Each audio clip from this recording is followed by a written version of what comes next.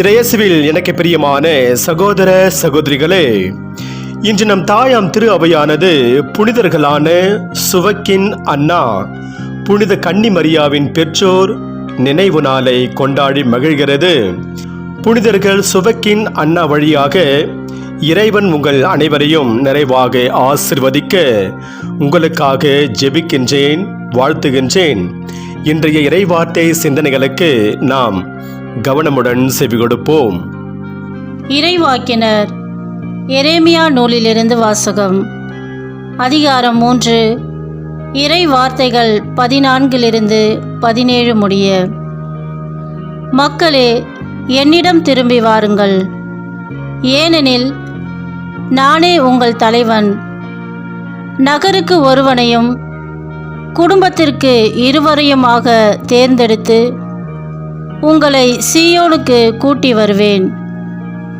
என் இதயத்திற்கு ஏற்ற மேய்ப்பர்களை உங்களுக்கு கொடுப்பேன். அவர்கள் உங்களை அறிவுடனும் முன்மதியுடனும் வழிநடத்துவார்கள்.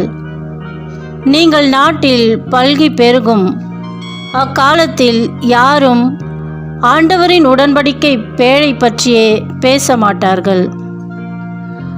அது அவர்கள் எண்ணத்திலோ நினைவிலோ ஈராது.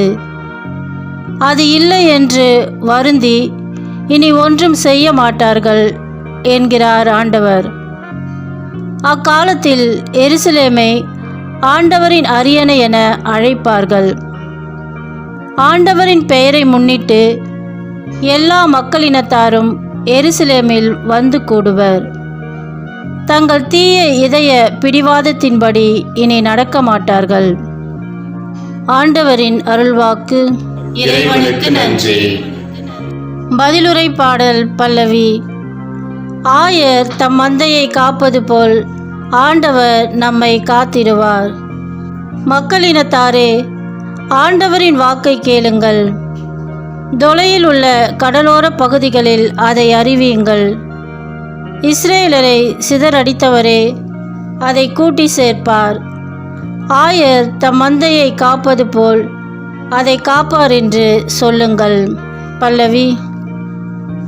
ஆயர் தம் மந்தையை காப்பது போல் ஆண்டவர் நம்மை காத்திடுவார். யாக்கோபை ஆண்டவர் மீட்டார். அவனிலும் வலியவன் கையினின்று அவனை விடுவித்தார். அவர்கள் வந்து சீயோனின் உச்சியில் பாடி மகிழ்வார்கள். தானியம், திராட்சை ரசம், எண்ணெய், ஆட்டுக்குட்டிகள், கன்றுகாலிகள் ஆகிய ஆண்டவரின் கொடைகளை முன்னிட்டு பூரிப்படைவார்கள். அவர்களது வாழ்க்கை நீர்வளம் மிக்க தோட்டம் போல் இருக்கும். பல்லவி. ஆயர் தம் மந்தையை காப்பது போல் ஆண்டவர் நம்மை காத்திடுவார். அப்பொழுது கன்னி பெண்கள் நடனமாடி களித்திருப்பர். அவ்வாறே இளைஞரும் முதியோரும் மகிழ்ந்திருப்பர். அவர்களுடைய அழுகையை நான் மகிழ்ச்சியாக மாற்றுவேன். அவர்களுக்கு ஆறுதல் அளிப்பேன். துன்பத்திற்கு பதிலாக இன்பத்தை அருள்வேன். பல்லவி. ஆயர் தம் மந்தையை காப்பது போல் ஆண்டவர் நம்மை காத்திடுவார். அல்லேலுயா, அல்லேலுயா. சீரிய நல் உள்ளத்தோடு வார்த்தையை கேட்டு அதை காத்து மன உறுதியுடன் பலன் தருகிறவர் பேறு பெற்றோர். அல்லேலுயா. ஆண்டவரே, நற்செய்தியை தகுந்த விதத்தில் எடுத்து சொல்ல என் உள்ளத்தையும் உதட்டையும் தூய்மையாக்கும். ஆண்டவர் உங்களோடு இருப்பாராக, உன் ஆன்மாவோடும் இருப்பாராக. மத்திய எழுதிய பரிசுத்த நற்செய்தியிலிருந்து வாசகம். ஆண்டவரே, மாட்சி உமக்கே. மத்திய நற்செய்தி அதிகாரம் 13, இறை வார்த்தைகள் 18 23 முடிய. அக்காலத்தில் இயேசு தம் சீடருக்கு கூறியது: விதைப்பவர் ஊமையை பற்றி கேளுங்கள். வழியோரும் விதைக்கப்பட்ட விதைகளுக்கு ஒப்பானோர் இறையாட்சியை குறித்த இறை வார்த்தையை கேட்டும் புரிந்து கொள்ள மாட்டார்கள். அவர்கள் உள்ளத்தில் விதைக்கப்பட்ட விதைகளை தீயோன் கைப்பற்றி செல்வான். பாறை பகுதிகளில் விதைக்கப்பட்ட விதைகளுக்கு ஒப்பானோர் இறைவார்த்தையை கேட்டவுடன் அதை மகிழ்ச்சியோடு ஏற்றுக்கொள்வார்கள். ஆனால் அவர்கள் வேரற்றவர்கள். எனவே அவர்கள் சிறிது காலமே நிலைத்திருப்பார்கள். இறைவார்த்தையின் பொருட்டு வேதனையோ இன்னலோ நேர்ந்த உடனே தடுமாற்றம் அடைவார்கள். முட்செடிகளுக்கு இடையில் விழுந்த விதைகளுக்கு ஒப்பானோர் இறைவார்த்தையை கேட்டும் உலக கவலையும் செல்வ மாயையும் அவ்வார்த்தையை நெருக்கி விடுவதால் பயன் அளிக்க மாட்டார்கள். நல்ல நிலத்தில் விதைக்கப்பட்ட விதைகளுக்கு ஒப்பானோர் இறைவார்த்தையை கேட்டு புரிந்து கொள்வார்கள். இவர்களுள் சிலர் 100 மடங்காகவும், சிலர் 60 மடங்காகவும், சிலர் 30 மடங்காகவும் பயன் அளிப்பர். ஆண்டவரின் அருள்வாக்கு. கிறிஸ்துவே உமக்கு புகழ். நற்செய்தி வாக்கினால் என்னுடைய பாவங்கள் அகல்வதாக. ஆமென். மேன்மை பொருந்திய மனிதர். இறையேசுவில் எனக்கு பிரியமான சகோதர சகோதரிகளே, இன்று நம் தாயாம் திரு அவையானது புனிதர்களான சுவக்கிம், அன்னா, மரியாவின் பெற்றோர் நினைவு நாளை கொண்டாடி மகிழ்கிறது. இறைவன் உங்கள் அனைவரையும் ஆசிர்வதிப்பாராக. நம் கத்தோலிக்க திரு அவை சில நூல்களை மறைக்கப்பட்ட நூல்கள் அல்லது ஏற்றுக்கொள்ளப்படாத நூல்கள் என வரையறுத்து அவற்றை விவிலியத்திற்குள் சேர்க்கவில்லை. ஆனால் அந்த நூல்கள் முன்மொழிகிற சில கருத்துக்களை திரு அவையின் மரபு ஏற்றுக்கொள்கிறது. எடுத்துக்காட்டாக, யோசேப்பின் கையில் உள்ள லீலி மலர். இன்னொரு எடுத்துக்காட்டு, இன்று நாம் கொண்டாடுகிற புனிதர்கள் சுவக்கிம், அன்னா, மரியாவின் பெற்றோர் நினைவு நாள்.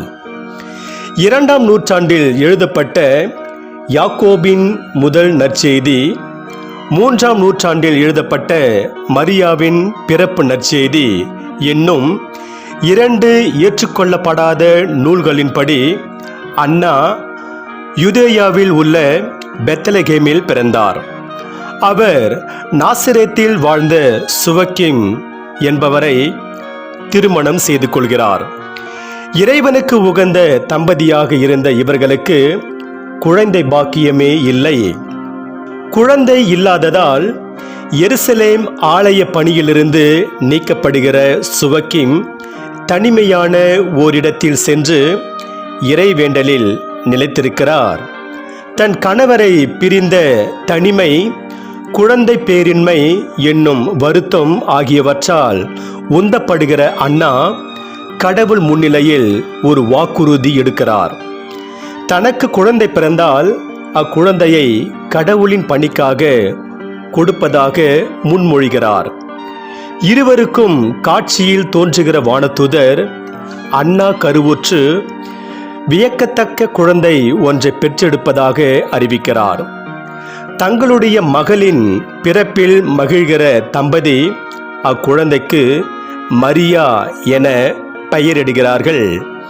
குழந்தைக்கு 3 வயது நிறைவுற்றபோது அன்னாவின் வாக்குறுதிக்கேற்ப மரியா எருசலேம் கோவிலுக்கு கொண்டு செல்லப்படுகிறார். இந்த நிகழ்வு பழைய ஏற்பாட்டு அன்னாவை நமக்கு நினைவூட்டுகிறது. 1 சாமுவேல் புத்தகத்தில் 1 அதிகாரம். குழந்தை பேர் இல்லாத அன்னா குழந்தை பெற்றவுடன் சாமுவேலை கடவுளின் பணிக்காக அர்ப்பணிக்கிறார்.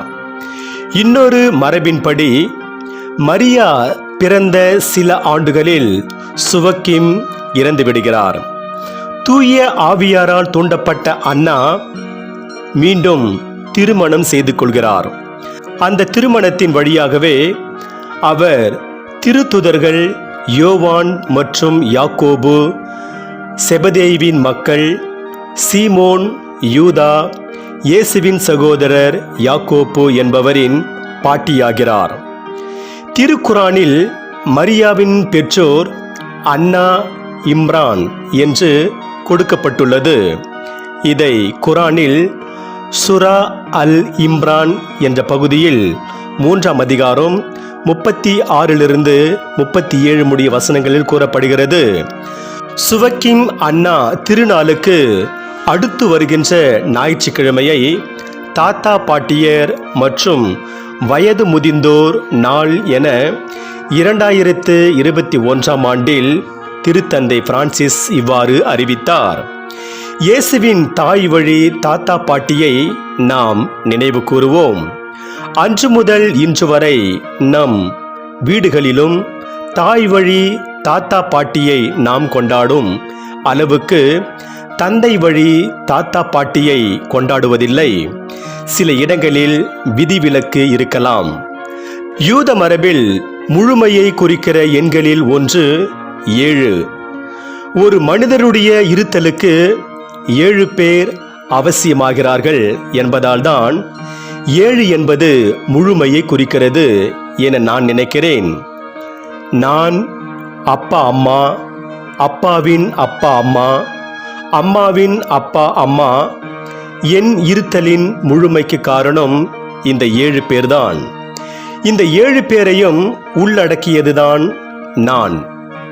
மனித இருத்தல் அல்லது வேரூன்றுதல் தாத்தா பாட்டியரால் தான் சாத்தியமாகிறது. தாத்தா பாட்டியர் சில காலங்களே நம்மோடு இருக்கிறார்கள். அவர்களின் நீட்சியாக நாம் வயது நிறைந்தோரை காண்கிறோம். நம்மை சுற்றி வாழும் வயது முதிர்ந்தோர் நமக்கு நம் தாத்தா பாட்டியரை ஏதோ ஒரு வகையில் நினைவூட்டுகிறார்கள். 2021ஆம் ஆண்டு தான் வழங்கிய முதல் செய்தியில் தாத்தா பாட்டியர் மற்றும் வயது முதிர்ந்தோர் கொண்டிருக்கிற 3 தூண்களில் நம் குடும்பங்கள் நிற்கின்றன. கனவுகள், நினைவு, இறைவேண்டல் என பதிவு செய்கிறார் திருத்தந்தை பிரான்சிஸ். வாழ்வை பற்றிய பரந்த பார்வை, மனிதர்கள் பற்றிய மெய்யறிவு, தங்களுடைய துறையில் ஆழ்ந்த அறிவு, வாழ்வின் சின்ன விடயங்களையும் போற்றி கொண்டாடும் குழந்தை உள்ளம் ஆகியவற்றை நாம் தாத்தா பாட்டியர் வயது முதிர்ந்தோரில் காண்கிறோம். மேன்மை பொருந்திய மனிதரையும் நம் மூதாதையரையும் அவர்களது தலைமுறை வரிசைப்படி புகழ்வோம். அவர்களும் இரக்கமுள்ள மனிதர்களே என்னும் சொற்களால் மூதாதையர் புகழ்ச்சியை தொடங்குகிறார் சீராக்கின் ஞான நூல் ஆசிரியர். மனிதர்களின் மேன்மை அவர்களுடைய இரக்கத்தில் வெளிப்படுகிறது என நாம் புரிந்து கொள்வோம். மனித வாழ்வை நாம் 2 நிலைகளாக பிரிக்கலாம். 1 மூளையின்படி வாழும் வாழ்வு, 2 இதயத்தின்படி வாழும் வாழ்வு. ஏறக்குறைய 50 அல்லது 60 ஆண்டுகள் வரை நாம் மூளையின்படி வாழ்கிறோம். போட்டி, பொறாமை, ஒப்பீடு, சண்டை, ஓட்டம், சேகரிப்பு என வாழ்க்கை ஓடுகிறது. 60 ஆண்டுகளுக்கு பிறகு நம் வாழ்வின் போக்கு சற்றே மாறுகிறது. இரக்கம், கனிவு, அமைதி பிறக்கிறது. மற்றவர்களை அவர்கள் இருப்பது போல ஏற்றுக்கொள்ள தொடங்குகிறோம். நாம் வாழும் இந்த பொழுதில் இதயத்தின்படி வாழத் தொடங்குவோம். நற்செய்தி வாசகத்தில் இறைவாக்கினர்களும் நேர்மையாளர்களும் நீங்கள் காண்பவற்றை காண ஆவல் கொண்டிருந்தார்கள், ஆனால் காணவில்லை என்று சொல்லி தம் சீடர்களின் மேன்மையை எடுத்துரைக்கிறார் இயேசு.